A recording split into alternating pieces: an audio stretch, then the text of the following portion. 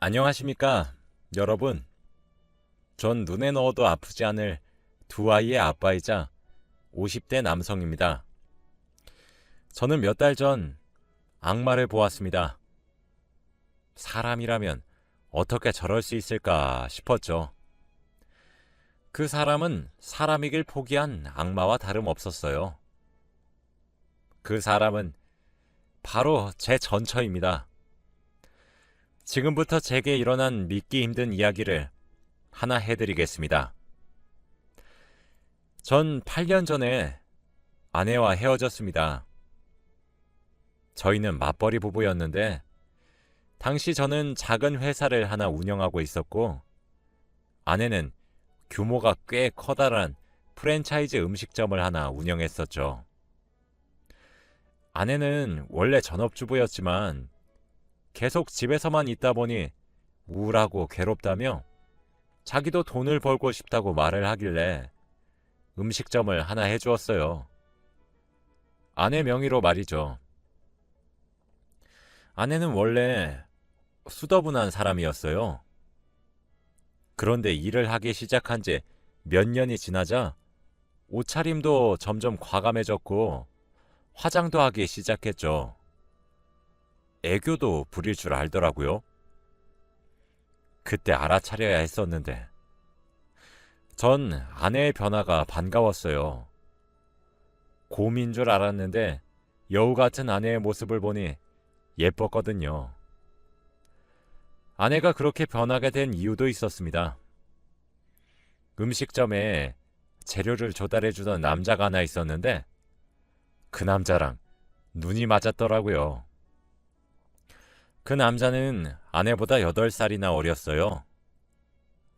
무슨 세기의 사랑인 양 바람을 피기 시작했죠. 앞에 말했듯이 저에겐 두 아이가 있습니다. 둘 다 여자아이죠. 아이들 때문에 아내의 바람을 알아도 모른 척, 눈뜬 장님인 척을 하며 그냥 참고 살려고 얼마나 다짐했는지 몰라요. 처음 제게 들켰을 때 아내는 흠칫하는 듯 했습니다.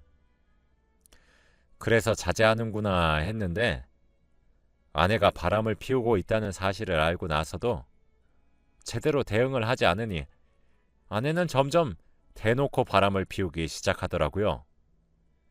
아주 미쳐 날뛰면서 말입니다. 기세등등하게 외박하기도 하고 술에 절어 새벽에 들어오기도 하였는데 그 빈도는 점차 늘어갔어요. 한 달에 한 번이던 것들이 어느새 이틀에 한 번 정도가 되었더군요. 우리 부부의 사이는 날이 갈수록 나빠질 수밖에 없었습니다. 점차 각방을 쓰기 시작했고 집을 공유하는 수준이었어요. 그래도 이혼을 하진 않았습니다. 아이들 때문에요. 제가 어렸을 때 아버지가 일찍 돌아가셨었는데 애비 없는 자식이라는 말을 종종 듣고 자랐습니다. 그래서 제 아이들에게 제가 받았던 상처를 똑같이 안겨주고 싶지 않았어요. 그런데 어느 주말 전 다른 날과 다름없이 아이들과 함께 시간을 보내고 있었는데 아이들이 제게 그러더군요. 엄마는 자기들을 싫어하는 것이 아니냐고요. 왜 그렇게 생각하냐 물어보니 엄마는 우리랑 놀아주지도 않고 매일 늦게 들어오는데 우릴 사랑하는 게 맞냐더군요. 그때 첫째는 겨우 초등학교 3학년이었고 둘째는 갓 입학한 1학년이었어요. 어린 아이들의 입에서 그런 말을 들으니 순간 머리를 망치로 한 대 맞은 것만 같더라고요. 그때부터 고민을 하기 시작했습니다. 저런 여자라도 엄마니까 엄마의 존재로 남겨줘야 할 것인가 하면서 말이에요. 제 고민의 대답은 이혼을 하는 것이었어요. 결국 저는 이혼 소송을 진행했습니다. 제가 아무런 핍박도 하지 않으니 점점 대놓고 기세등등하게 바람을 폈기 때문에 바람을 뒷받침해주는 증거들은 화수분처럼 쏟아져 나왔고 전 당연히 승소했죠. 면접 교섭권도 박탈하려고 노력했습니다. 하지만 부모 자식 간의 인연은 천륜이라고 하늘이 점지해준 인연이라고 하잖아요. 그래서 그런지 쉽게 박탈되지 않더군요. 그런데 남자의 눈이 돌아간 여자가 아이들을 챙기겠나요? 면접 교섭권을 이용해 약속하지 않은 날에 찾아와 제 마음대로 아이들을 보기 일쑤였고 약속하기로 한 날에 펑크 내기도 했었죠. 아이들도 그 사이 사춘기가 지나고 머리가 커지면서 엄마의 바람으로 제가 이혼했다는 사실을 알게 된 이후 엄마를 만나는 것을 꺼리더군요. 엄마지만 이해할 수 없다고 했습니다. 그러던 어느 날 작년 여름부터 자주 얼굴을 비추기 시작했어요. 아내는 절 찾아와 진심으로 사죄하기 시작하더군요. 전 우리 사이는 이미 끝난 사이니까 사적인 이유로 마주치고 싶지 않다고, 아이들 문제가 아니라면 마주치지 말자고 단호하게 내쳤어요. 하지만 그럼에도 불구하고 아내는 절 계속 찾아왔습니다. 아이들도 내심 제가 아내를 받아주길 바라는 눈치였어요. 이미 아내는 아이들에게 따로 찾아가 엄마가 미안하다고 말을 하고 눈물을 흘리며 사과를 했었다고 하더군요. 아이들도 처음엔 엄마의 갑작스러운 태도 변화에 경계를 했지만 이내 벽을 허물고 엄마를 다시 받아주더군요. 아내와 아이들이 예전처럼 다시 같이 살자고 매달렸어요. 아내가 그런다면 거들떠도 보지 않겠지만 한창 사춘기인 아이들까지 그러니 마음이 흔들리더군요. 그래서 큰 마음 먹고 아이들을 위해 가정을 합치기로 했습니다. 아니 어쩌면 저도 내심 마음속으로 아내의 사과와 뉘우침이 기꺼웠던 걸지도 몰라요. 다시 합치게 된 저희 네 식구는 8년 전 이혼했을 때보다 훨씬 경제적으로 여유로웠습니다. 제가 운영하고 있던 회사는 쭉 상승세를 유지해 규모가 조금 더 커졌고 아내는 그 사이 여러 개의 음식점을 동시에 운영하고 있더군요. 여유가 있다 보니 저와 아내는 가사도우미 아주머니를 한 분을 고용했습니다. 식사나 빨래, 청소 등 집안일을 부탁할 심산으로 말이죠. 아내와 살림을 다시 합친 이후 정말 열과 성을 다해 아내 노릇과 엄마 노릇을 하기 시작하더라고요. 신혼 때로 돌아간 듯한 느낌이었습니다. 아니, 오히려 그때보다 더 헌신적이었습니다. 저에게는 물론 아이들까지 먹는 것, 입는 것 하나하나 전부 일일이 신경 쓰기 시작했죠. 고등학생과 중학생인 딸들에겐 특히 더 잘해주었어요. 저와 아이들에게 야채를 갈아서 만든 건강 주스를 챙겨 먹이면서 공부하고 일을 할 때 체력이 제일 중요하단 말을 했었고, 비타민을 챙겨주거나 함께 운동하는 시간을 가지는 등 열심히 엄마의 역할을 하였죠. 아내는 다시 살림을 합치고 난 이후부터 건강 문제에 집착하는 것 같았지만 전 정말 아내가 진심으로 뉘우쳤다고 생각했어요. 하지만 그건 제 착각이었습니다. 그렇게 속아놓고 또 속은 제가 그렇게 멍청할 수가 없어요. 아내는 큰딸의 건강에 유독 예민했습니다. 큰딸도 다이어트니 뭐니 하며 건강해지는데 온 힘을 다하는 듯한 느낌이었죠. 큰딸이 제일 좋아하는 음식 중 하나인 치킨도 마다하더라고요. 어느샌가 큰딸의 볼이 홀쭉해진 것을 보았을 때 이건 보통 일이 아니다 싶었습니다. 전 큰딸에게 이제 곧 수험생인데 공부도 먹으면서 해야 잘할 수 있다고 지금 살이 조금 쪄도 대학 가면 다 빠진다며 이것저것 챙겨 먹이려고 했어요. 제 걱정은 태산 같았죠. 그런데 아내는 옆에서 원래 여자들에게 다이어트는 숙명과도 같다고 저보고 오히려 유난 좀 떨지 말라고 꾸짖더라고요. 제가 말렸는데도 들어먹질 않으니 별 수가 있나요? 몸 상하는 건 하지 말라고 주의만 주고 그런가 보다 하고 넘겼습니다. 그러고 나서 며칠 지나지 않아 제가 타고 다니던 자동차는 타이어가 펑크가 나서 수리를 맡기게 되었어요. 이왕 수리를 맡긴 김에 부품도 교체해야겠다 싶어 그것까지 요청했었죠. 시간이 조금 걸린다는 말에 저는 아내의 자동차를 빌려 출근을 했습니다. 제 회사는 차로 이동을 해야 했고 아내는 대중교통으로도 출퇴근이 괜찮았거든요. 아내의 차를 사용한 지 사흘 정도 되었던 날이었어요. 조수석으로 손을 뻗어 가방에서 울리는 전화를 찾기 위해 한 손으로는 운전을 했고 한 손으로는 휴대폰을 찾아 꺼냈죠. 그 순간이었어요. 제가 잠시 눈을 뗀 사이에 전 사고가 났습니다. 반대편에서 졸음 운전으로 제가 가고 있는 차도를 덮친 것이었습니다. 그러다 저와 사고가 난 것이죠. 상대 측의 과실이 컸기에 증명하기 위해서 아내의 자동차에 달린 블랙박스 파일을 제출해야 했습니다. 그런데 영상을 한번 확인이나 해보고 보내야지 하는 가벼운 마음으로 블랙박스 판도라 상자를 열었어요. 그런데 재생되는 영상 속에서 저는 소름 끼치는 사실을 하나 알게 되었습니다. 제가 사고가 나기 하루 전날이 주말이었는데 아내가 잠시 차를 썼었던 적이 있었어요. 제게 요한 마트에 잠시 들렸다 오겠다 말을 하고 말이죠.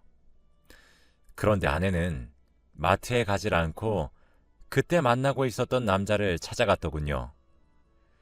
영상 속에는 그 둘의 대화가 담겨 있었습니다. 언제까지 우리 이렇게 살 거야? 라는 그놈의 애교 어린 말에 아내는 미안하다고 말을 하며 나한테 당신밖에 없는 건 잘 알잖아 라고 하더군요. 외롭다는 남자의 말에 꼭 안아주었죠. 그러면서 덧붙이기를 나 그 사람이랑 같은 식탁에 앉아 얼굴 보면서 밥을 먹는 것도 너무 고문이야. 그럴 때마다 당신이 얼마나 보고 싶고 그리운지 당신이 알아? 우리가 함께 살려면 이 정도는 감수를 해야 돼. 나 정말 당신 하나 보고 이렇게 고생하는 거야. 내 맘 알지? 조금만 더 기다려줘. 하며 어르고 달래는 아내를 보니 참 별별 생각이 다 들더라고요. 그리고 애 아빠가 가족이라면 끔찍히 생각하는 사람이라서 진짜 이렇게까지 할 수밖에 없어. 내가 들어와서 애들한테 헌신하고 그러는 모습을 봐야 진정성이 있잖아. 원래 사기도 치려면 그 역할에 빙의해야 하는 거야. 알았지? 라는데 진짜 기가 막히더군요. 저는 생각보다 큰 사고임에도 불구하고 큰 상처가 따로 없어 며칠 후 집으로 잘 퇴원할 수 있었어요. 오자마자 아내의 캐리어를 열어 짐을 간단하게 싸고 있었습니다. 쫓아낼 생각이었고 아내도 할 말이 없겠지 싶었거든요. 그런데 옷장 깊숙한 곳에서 웬 종이봉투를 하나 발견하게 되었습니다. 그 종이봉투 안속에는 간이식 안내서랑 적합성 검사 종이가 들어있더군요. 그곳엔 우리 큰딸의 이름이 적혀 있었습니다. 와, 정말 설마 싶었어요. 저는 큰딸에게 연락했죠. 밖에서 따로 큰딸과 만나기로 약속했고 아내의 짐은 쌌던 걸 다시 풀고 일단 아무런 일도 없는 척했어요. 일단 큰딸에게 자초지종을 들어봐야 했습니다. 그리고 밖에서 큰딸을 만나서 이야기를 들은 저는 진짜 하늘이 무너지는 것만 같았어요. 알고 보니 아내는 간질환으로 간이식이 절실한 상황이었다고 합니다. 큰딸이 말하기를 언젠가부터 엄마가 자신과 동생을 만나러 꼬박꼬박 찾아왔다고 해요. 그러면서 점차 미안하다고 엄마가 많이 어리석었다고 사과를 했고 하루는 아이들에게 무릎을 꿇고 울면서 용서해주면 안 되겠냐고 이제 엄마 노릇하면서 살고 싶다고 빌었다고 하더군요. 순진한 제 아이들은 엄마가 눈물 짓는 모습에 진심이라고 착각하고 사과를 받아들였다고 합니다. 그런데 어느 날 큰딸을 데리고 무작정 병원으로 찾아가 적합성 검사를 시행했다고 해요. 그런데 큰딸의 간이 적합했나 보더군요. 그러면서 큰딸에게 부탁을 가장한 협박을 하기 시작했어요. 너 나에게 간을 기증해주지 않으면 우리 가정은 다시 산산조각이 날 것이다. 그건 다 너 때문이다. 네가 나에게 간을 주지 않으면 난 죽을 것이고 난 죽어서도 널 원망할 것이다. 그런데 네가 주지 않더라도 난 괜찮다. 난 네 동생을 데리고 병원에 와서 적합성 검사를 또 할 것이다. 뭐 이런 식으로 말이죠. 무슨 현대판 별주부전도 아니고 말이에요. 아무래도 큰딸은 이미 가정이 깨지는 것을 한번 경험을 했었기에 그것에 대한 두려움과 동생을 지켜야 되겠다는 책임감으로 인해 간기증을 약속했나 보더라고요. 아내가 다시 가정으로 돌아와 건강관리에 집착했던 것도 이유가 있었던 거였습니다. 간기증자인 큰딸의 건강에 집착해야만 했던 거겠죠. 혹시 모르니 저와 둘째 딸도 보험으로 함께 건강하게 만들었던 것이고요. 가사도우미 아주머니에게 물어보니 아내가 자신에게 건강주스 레시피와 한 달에 차려야 할 식단표와 큰딸에게 따로 해줘야 할 건강식의 레시피 등을 손수 만들어 주었대요. 자기가 투병 생활을 하고 있는데 큰딸이 자기를 많이 닮아서 걱정이 된다고 큰딸과 자기를 특히 더 챙겨달라고 하면서 말이죠. 자기가 투병 중이란 사실을 알면 가족 전체가 많이 걱정할 테니 자기가 말할 때까지 당분간 숨겨주시라는 부탁도 잊지 않았더군요. 진짜 소름이 끼쳤습니다. 전 큰딸에게 집으로 들어가라 말을 한 뒤 그 길로 아내를 만나러 갔어요. 눈이 뒤집어졌죠. 아니 세상 천지에 부모가 자식 간 빼내겠다고 정성을 들이는 경우를 보신 적이 있으신가요? 가뜩이나 아직 성인이 되지도 않은 자식이고 여자애인데 수술하면 얼마나 큰 흉이 지는데요. 진짜 기가 차서 원.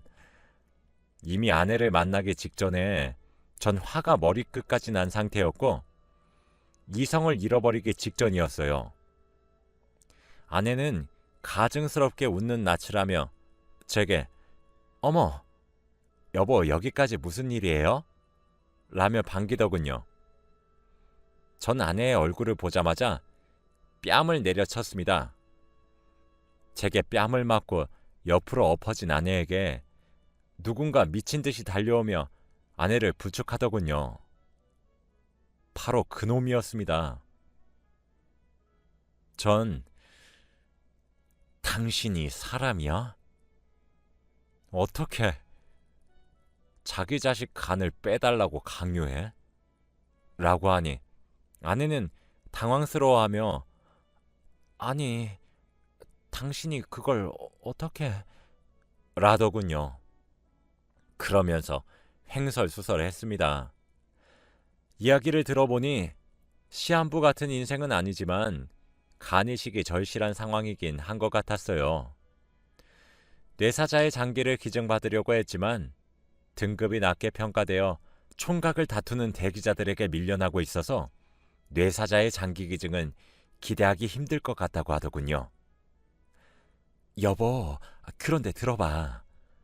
아직 우리 딸은 젊잖아. 젊으면 회복이 더 빠르대. 그리고 어차피 간은 다시 자라잖아. 우리 딸은 괜찮을 거야. 응? 이러는데 진짜 화가 미친 듯이 나더군요. 전 그 두 사람을 노려보며 아니, 그럼 당신은 저놈한테 간을 달라고 하지.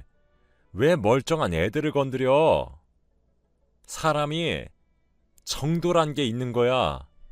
애들이 한창 엄마 사랑 구걸했을 때 남자의 눈이 멀어 가정을 파탄냈으면 적어도 뻔뻔하게 나오진 말아야 될 것 아니야. 만약에 애한테 후유증이 오면, 그래서 평생 약을 달고 사는 인생이 돼버리면 어쩔 거냐고. 당신은 당신 인생만 중요해? 그깟 알량한 사랑하겠다고 가족을 등져놓고 뭐? 간을 달라고? 사람 가죽 뒤집어 쓴 악마 같은 여자야. 라고 소리쳤죠. 그런데 갑자기 그놈이 제게 무릎을 꿇더군요. 저도 제 간을 주고 싶어요. 저도 적합성 검사를 했고 누나네 친정 식구들도 전부 적합성 검사를 했어요. 그런데 저희 모두 적합하지 않다는 결과를 받았단 말이에요. 정말 어쩔 수가 없었다고요.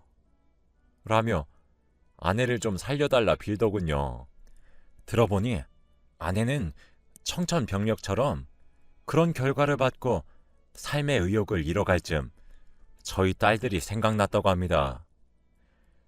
둘째는 너무 어리고 첫째는 조금 있으면 성인이 되기도 하고 그래서 믿져야 본전으로 애들에게 사과하면서 달랜 후 첫째를 데리고 무작정 병원으로 가서 적합성 검사를 했는데 큰딸의 간은 적합성 검사를 통과했던 거였죠. 아내도 같이 무릎을 꿇고 제게 빌기 시작했어요. 저는 난 절대 허락 못해. 두 번 다시 내 새끼들 건들 생각하지 마.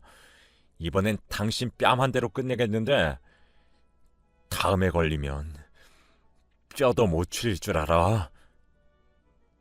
그러게 행실을 곱게 하지 그랬어. 당신 천벌 받은 거잖아. 안 그래? 살림만 합치길 천만 다행이지. 당신은 몸만 나가면 될 것 아니야. 내일 문 앞에 당신 물건 다 내놓을 테니까 가져가. 내일 가져가지 않으면 싹 다 갖다 버릴 거니까. 라고 화를 낸 후 집으로 돌아왔어요. 아내는 그 와중에도 제게 그럼 당신 간이라도 나한테 주던가 라고 소리치며 바닥에 주저앉아 통곡하더군요. 저는 집으로 곧장 돌아와 아이들을 거실에 불러 앉혔어요. 그리고 아이들의 얼굴을 하나씩 쳐다봤죠. 이제 고등학생과 중학생인 아이들의 얼굴을 보니 진실을 얘기해도 괜찮을지 걱정이 앞서더군요. 하지만 제가 모르게 아내가 수작을 부릴 가능성이 있었던 것이 제게도 큰 충격이었던 터라 모든 것을 솔직하게 이야기하기로 했습니다. 큰딸은 아내가 자신의 간을 노렸다는 사실을 알고 있었지만 아내의 사과와 미안함이 그래도 자신들을 위한 사랑이었다 생각했는데 그런 것들이 아니었다는 사실에 커다란 충격을 받았고 자기를 정말 장기 기증용으로 이용했다는 사실에 큰 상처를 받았어요. 둘째 딸은 자신의 언니가 가족의 평화를 위해 희생했다는 사실과 엄마의 모든 행동들이 거짓된 행동이었다는 것에 충격과 상처를 받았죠. 그 와중에도 제 아이들은 제게 아빠는 괜찮아 라며 묻더라고요. 그 질문에 참고 참았던 눈물이 펑펑 쏟아졌습니다. 어쩌면 제가 가장 큰 상처를 받았던 것 같기도 해요. 아이들에게 엄마를 빼앗았다는 죄책감이 항상 있었고, 제가 아이들과 성별이 달랐기에 여자 어른으로서의 역할을 해주진 못했으니까요. 가족이 깨어졌다는 죄책감도 상당해서 아내가 사과와 함께 가정으로 돌아왔을 때 누구보다 제가 제일 기뻐했었던 것 같습니다. 전 아이들에게 괜찮다고 장기 기증에 대한 위험성을 얘기해 주었고, 절대 응하지 말라 큰딸에게 못을 단단히 박았죠. 참, 아직 미성년자이기도 하고 제 눈엔 아기로 보이는데 이런 아이의 간을 빼가려고 했던 게 기가 차더라고요. 그렇게 저희 가족은 다시 헤어졌습니다. 아내가 저희 집에 몸만 들어와 살림만 합쳤던 터라 법적으로 엮여있지 않아서 두 번째 헤어짐은 단순했어요. 그 뒤로 꾸준하게 저희 가족에게 연락을 해오곤 있습니다. 전 이번엔 이 모든 일들을 근거로 아이들의 면접 교섭권을 박탈해 보려고 해요. 어렵겠지만 불가능하진 않을 것 같기도 합니다. 인생을 살아가다 보면 많은 일을 겪게 된다고 하는데 전 그 여자가 빨리 죽어버렸으면 좋겠어요. 저도 제가 이런 마음을 갖게 될 줄 생각조차 해보지 못했답니다. 모든 일이 정리되면 아이들을 데리고 가까운 곳으로 여행이나 갔다 오려고 해요. 잘 마무리되길 여러분들도 빌어주세요. 제 이야기를 끝까지 들어주셔서